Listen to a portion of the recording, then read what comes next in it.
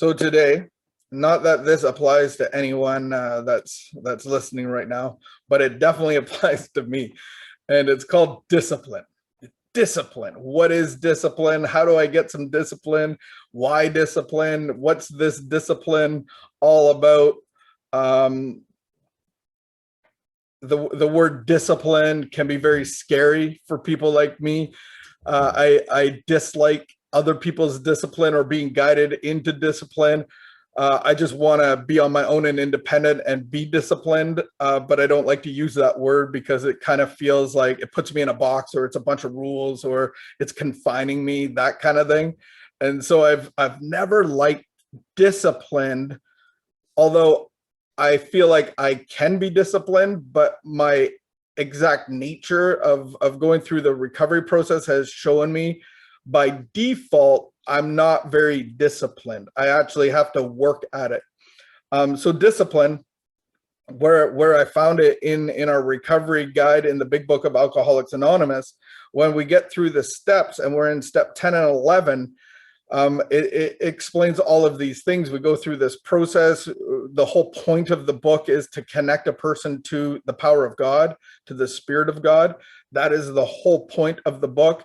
And then it gives us some directions, like a recipe. And the point of, the mid part of the recipe is to show us where self-will does not work at very high of a level. And then it goes into like more of the disciplines of staying connected. And so as they deliver that message, the next paragraph actually says on page 88, it says, we alcoholics, drug addicts, codependents, food addicts, sexaholics, fill in the blank, are undisciplined. Man, that sounds like a judgment. They're judging us. We alcoholics are undisciplined, so we let God discipline us the simple way we just outlined, but that's not all. So they're saying that we are an undisciplined bunch by nature, and so we let God discipline us, but that's not all. So what is the outline of what we just heard? What is the outline of being disciplined or adding discipline in my life? So what is discipline? Discipline is the practice of training myself to obey rules or a code of behavior. So when I look at code, we have some simple codes in recovery. Love and tolerance is a code. How do I be loving and tolerant? Because my nature isn't those things. So I need God's nature, God's spirit, to transform my heart to be loving and tolerant. And so it's suggesting that by nature, I don't wake up like this. I have to practice it. I have to be disciplined. I have to train myself to obey a set of instructions. And I like that concept of set of instructions. I think of like going to the gym, and you can go to the gym and bang weights all day long. And then if you bring a friend, and I brought a friend that's actually a personal trainer, me banging weights around is great. But when he gives me a set of instructions, like put my elbows in, and he has these ways of giving me instruction to eliminate body movement and other parts of my body that I'm using to work out with, but I'm trying to only use one part of my body. So he actually gives me these instructions to do something much more effectively. So that's the concept that I want to incorporate into my life, is how do I live the spiritual life? Well, I need to be spiritually disciplined. So how do I do that? They said in this book, it says the simple way that we've outlined. So it's actually simple. It doesn't mean it doesn't require effort. It's just saying that it's simple to do. And so this is the concept that they're actually talking about. And I'll explain this right now. The concept is like watering a plant. And so I don't know if anybody has a plant or has grown a plant. Some of us have grown lots of plants in hydroponic. I won't get into that, but growing plants for some of us have been very important. And so you don't treat a little sapling, a little tiny plant like you would a fully mature plant. And so one of the keys to a plant is water. And so you're applying water, and you just picture a little plant right from the get-go. You get it from the store, you plant it. It comes in a pot, and you add a little bit of water every day or every third day or whatever the instructions are, whatever the discipline is, the set of instructions to water this plant. And at some point you transplant it and put it into a bigger pot, but you've never stopped watering it. And so the water that it takes in a year or two down the road is going to be a lot different than the water it took right at the beginning. Because at the beginning, you're just adding a little bit of water. A year from now, you're going to be adding, maybe a half a cup of water. And so that's what we're maintaining. We're maintaining doing the discipline, but we're growing in it. We're adding to it. So people think that I have to maintain something, but we're maintaining the growth of what the discipline is. And so just like 5 years ago or 10 years ago, the maintenance program that I had isn't good for today, because I'm going to starve myself. My plant's going to start withering. My plant can't get any bigger than what I'm adding to it, if that makes sense. So what are the disciplines that they're suggesting? The simple disciplines. Well, we have the relationship between you and me. And this is kind of outlined in step 10, where I look at 5 words. I'm watching. So what am I watching for? I'm watching for dishonesty, self-centeredness, self-seeking. I'm watching for resentment, and I'm watching for fears. All of those 4 things, when they crop up, because they will throughout a day, the fear and self-centeredness and dishonesty, those and resentment, those are just going to be part of probably a daily struggle, because we're human. But I don't have to be controlled by them. I watch for them. So when I'm going through an intersection in my car and I see the light green, it doesn't mean I sit there and watch for all the cars and to see when the time. I actually go. I actually see the green light and I go, but I'm watching. I'm watching both ways. Somebody could run that light. If you're on a motorbike, they actually teach you not to be the first one to go through the intersection. So if you're on a motorbike, this is a free tip for everybody that wants. I don't even have a motorbike, but I know this tip. I used to be a professional driver, so I think I know everything.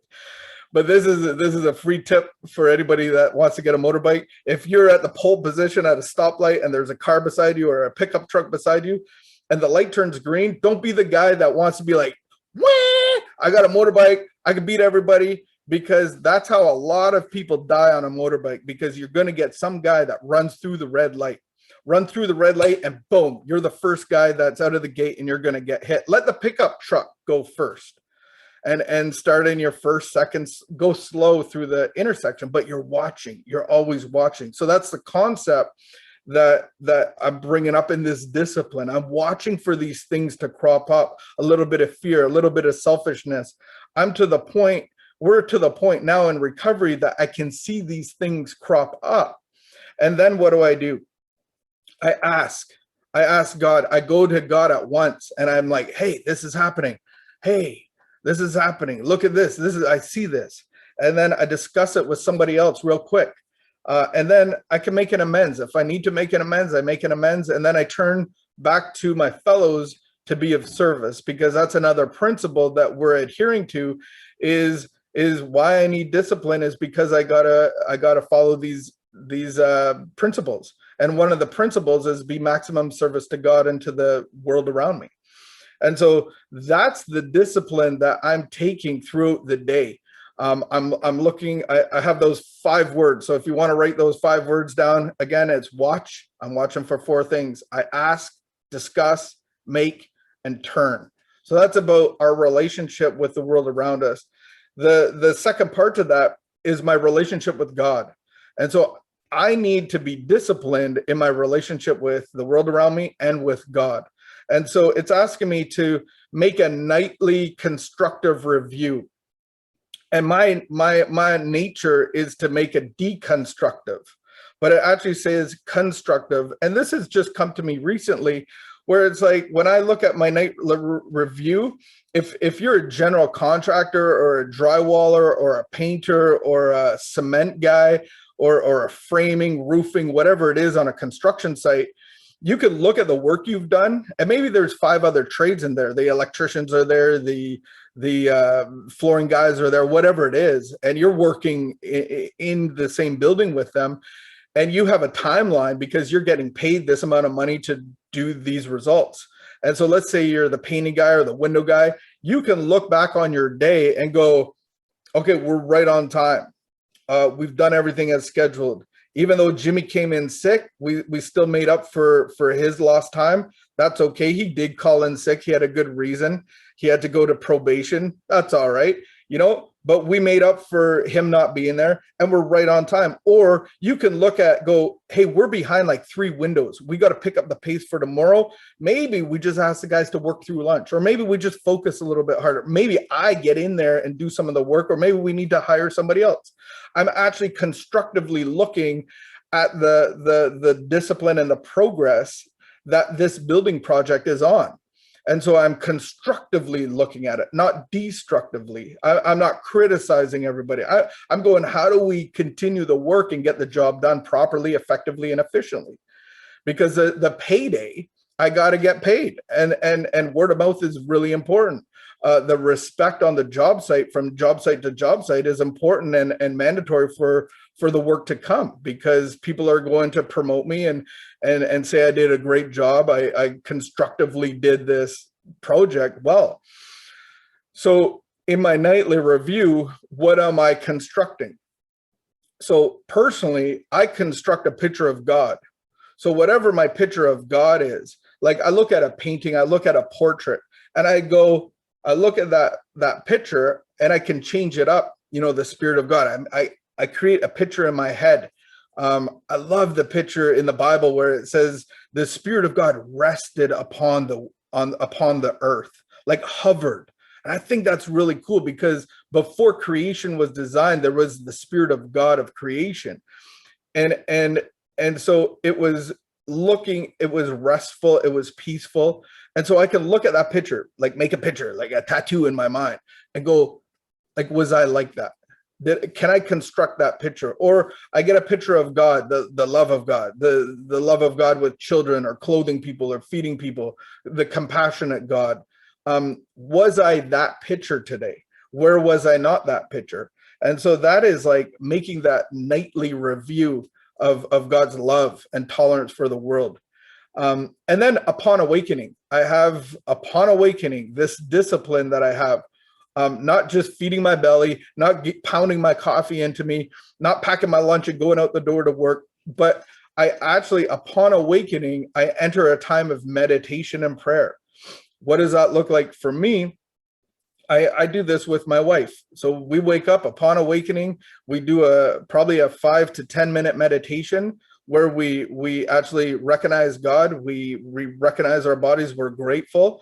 And we go into this time of just meditating on God and trying to get plugged into God.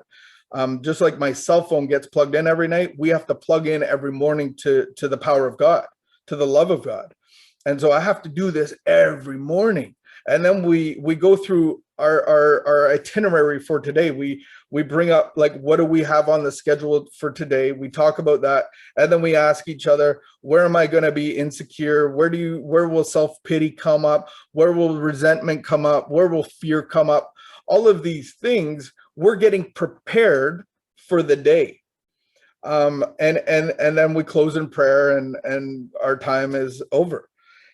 And so that's how we start every day. And then the middle part of that is throughout the day. We focus on the principles of God. We focus on the principles of recovery, love and tolerance, living the book, like we are the book to people. We are the Bible to people. We are the big book of Alcoholics Anonymous to people. We don't beat them over the head and go, look what I'm learning. Look how great, like, you got to get some of this. We are that to the people around us.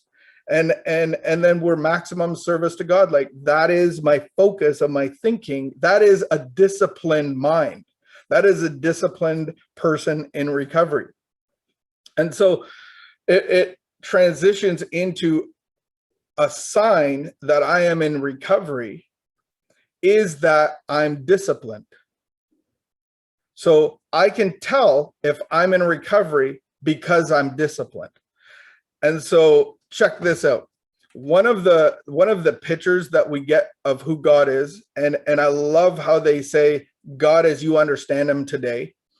And then they give us some ability to kind of imagine what this God looks like. And so they give us these hints, in on page 65, I do believe, it says there is one God with all power, may you find him now. So it's referring to a powerful God, a creator God, a God. In step 3, I turn my will and my life over to the care of God, a caring God. And then it says that we are the children and he is the father. He is the employer, we're the employee. He is the principal, we're the agents. And so he is responsible. I love the fact that we get to be children, that he has all the responsibility. Imagine being children. Okay, you can all imagine this. Mom and dad, or mom or dad, whatever your situation is in the parenting, when the people responsible leave the house, what are you like? You're probably the same as me. And you're like, woohoo, we can do whatever we want for a little while. Let's get the Oreos out. Let's do stuff that we aren't allowed to do typically when the authority is around, whatever that looked like for you. I know for me, that's how I was. And we could wrestle, we could play baseball in the house, we could do whatever we wanted with my brother. And so we didn't have to hear the go play outside, you guys are being too rough, you're being too loud. No, we would destroy the house. But what if mom and dad never came back? Can we pay the bills? Can we go get the groceries? Can we, no, we can't do any of that stuff. We need the father, we need the authority in the house to be responsible for us. And that's exactly what this relationship with God of our understanding is. He is your father. Whatever your vision or view of a father is, that's why we need a good father. That's why we need a caring father. That's why we need a good father. Whatever your view of a father was, or your perception of a father, it might have been horrible. It might have been as bad as it could get. But God wants to replace all that and let us be children. He wants to take responsibility for our lives, and we get to be the kids. And so this is what a good father does, is discipline his children. How do you know that you're not loved? Well, a child that's unloved is undisciplined because the parents are doing something else, somewhere else, alcohol, whatever their situation is. They don't have time to tend and discipline the children. And so we see that in the Bible. In a bunch of the Proverbs, Proverbs 13:24, it says, spare the rod and spoil the child. It's this concept, if you're not disciplining your children in the way they will go, then they're just defenseless and left up to their own responsibilities. And it doesn't usually end well. In Hebrews 12:11, it talks about discipline seems painful at the time rather than pleasant. But we learn and we grow. If you've ever started discipline from the gym, it's horrible. Putting those disciplines into your life of eating and diet and working out, your body is ripped apart. Your body is like in pain. It's horrible. That beginning of going to the gym or starting a new job, it's not fun in my experience. But that's the concept that we have, is that we have a father, a God that disciplines his children. And so this is a simple discipline that we're looking at. We're looking at, how do I stay disciplined in my mind and in my relationship with my father? I always had this concept of punishment the same as discipline, but it's very different. And so discipline is a set of instructions, whereas punishment is authority dealing with an offense. So authority dealing with the children, and you might have got a spanking or a timeout or your Xbox taken away, whatever it is. You might have got kicked out of the house. You might, like, whatever it is, that's authority dealing with punishment. You might have got kicked out of school. You might have got, you had to stay inside at recesses, or you got expelled in high school, whatever it is. And I always had this fear of punishment. I always had this fear of authority reacting to me. And I was adopted, came out of a situation when I was about 2.5 years old. And I always felt, and this is me going into my healing journey, I always felt that I was a bad person. I was a bad kid. I was so bad that I couldn't stay in a bad situation. And so I thought I was rejected by my mom, my parents. I thought I was rejected by the hospital system. You know, the authority of the hospitals came and took me away. And so I thought I was bad at nature.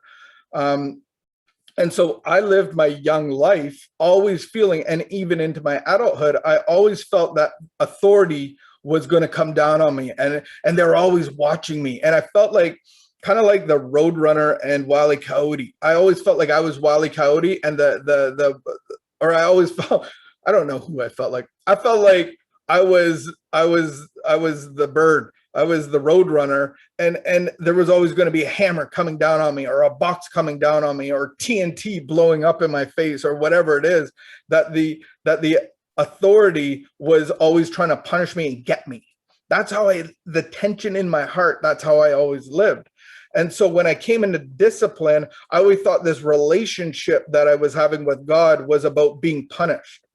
And through my healing journey, what I realized, what came apparent to me, what came alive to me, is that I was going through this wrestling match with God about being a punishing father, and how I don't like punishment, and how that you only punish those that are bad. And so God took me through this little journey of really understanding his character. And I was driving to work one day, and I just had the music playing, and I had this picture about who God really is. And it was this picture of a cross. And I saw these words underneath, and it says, "You will never be punished again."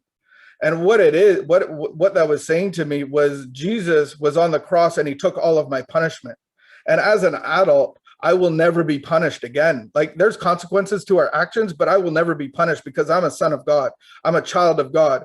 And the punishment has already been paid for me, and I will never be under punishment again. I will never be bad enough to be punished because God loves me, but his love wants to discipline me, and his love wants to change me and grow me and have a relationship with me. But it's not about being punished. Punishment's been paid. I will never be punished again. As a son and a child of God, he took my punishment. And so now we can have a healthy relationship that is about nurturing and loving and growing and living a spiritual life connected to him. And I get to implement disciplines. And if I don't have disciplines, that really means I'm not a son of God, because a good father disciplines those he loves. And so that's been my journey about coming under discipline and coming under the discipline of God. And the book of recovery of Alcoholics Anonymous outlines it in a simple way of, this is the discipline of connecting to God and living the spiritual life, because our exact nature is to be disconnected from God, to be independent from God, to be rebellious, to do things our way, our will, be full of self and full of fear and full of resentment. And we're living life apart from God. That's my exact nature. And so now, as a child of God, I come under discipline, and I actually look forward to it. I actually look forward to the morning, because I get to connect with a power that is love and affirmation and comfort and joy. And now I don't need it from the world around me. I don't need it from you. I don't need it from my wife. I'm not consuming the world around me. I'm giving back to it.